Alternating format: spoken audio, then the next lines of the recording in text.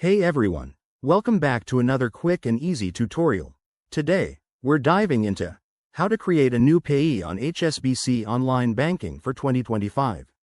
Whether you're new to online banking or just need a refresher, this step-by-step guide will have you set up in no time. It's straightforward, secure, and will save you trips to the bank. Let's get started. First things first, make sure you're logged into your HSBC Online Banking account. Open your web browser. Go to the HSBC website and enter your username and password. If you have two-factor authentication enabled, you'll get a code on your phone. Go ahead and verify that.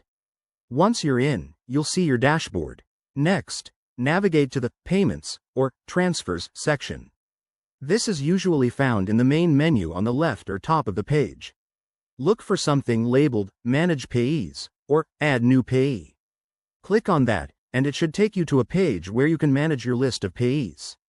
Now, to add a new payee, hit the Add Payee button.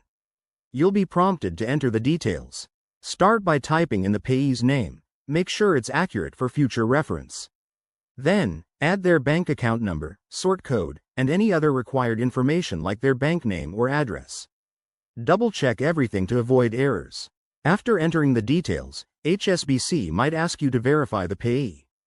This could involve a small test transfer or just confirming the information. Once that's done, click Save or Confirm. You'll get a confirmation message and the payee will appear in your list. And there you have it. That's how you create a new payee on HSBC Online Banking in 2025. Remember, always keep your login details secure and review your payees regularly. If you run into any issues, check the HSBC help section or contact support. Thanks for watching. Hit that like button if this helped. Subscribe for more banking tips, and I'll see you in the next video. Stay safe and bank smart.